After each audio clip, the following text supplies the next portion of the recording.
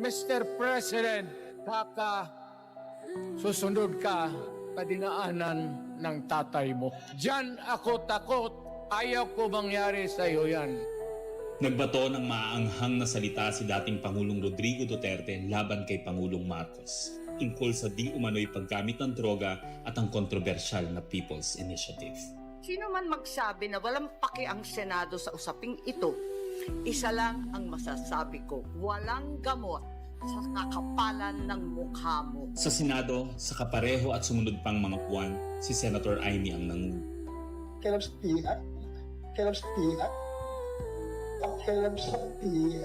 Siya ang unang nagtawag ng pansin.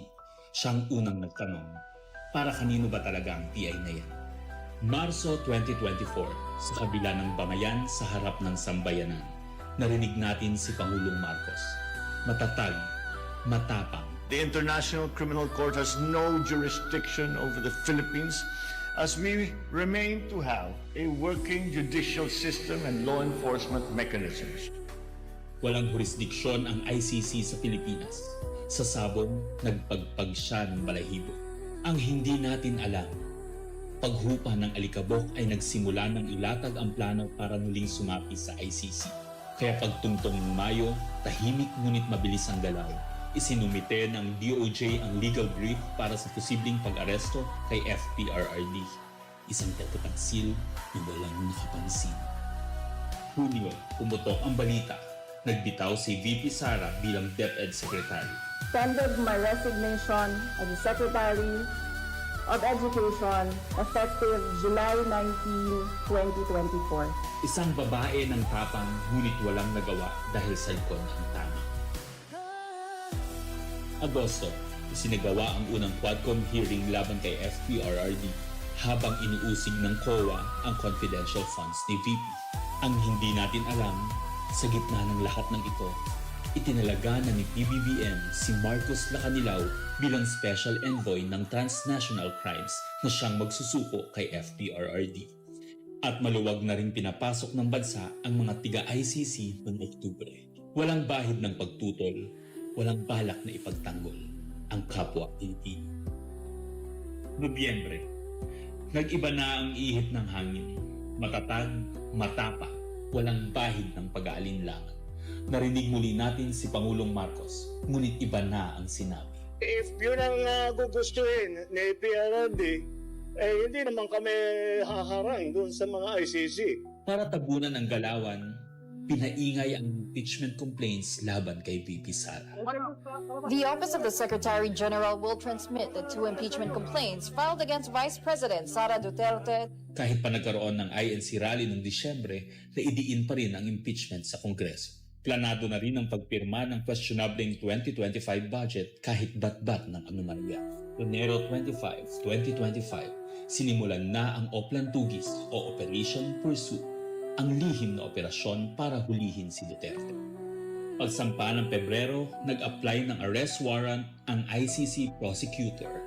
Isang tahimik na pag-uusig habang tayo'y pinaiikot ng mga rally at press release. Marso, muling nilinlang ang bayan.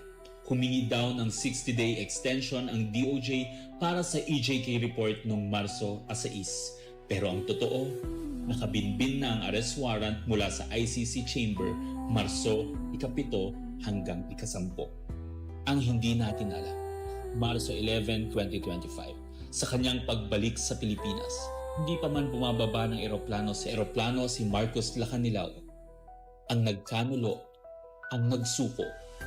Pero kanino ang sisi? Sa mga utusan o sa nag-utos? Managot ang dapat managot, nakalatag na. It's a request to the Philippine government from Interpol enforce the arrest warrant, and we have commitments to them. Ayaw nila ipagpatuloy ang pag-iimbestiga. Maliwanag na ang buong administrasyon na ito mula sa pinakataas hanggang sa galamay. Nagplano. Ikaw ho ba nagplano ng lahat ng ito? Hindi naman. It was a group effort. Secretary Chudoro was there, Secretary Anyong was there too, and the President and I. Nagsakatuparan.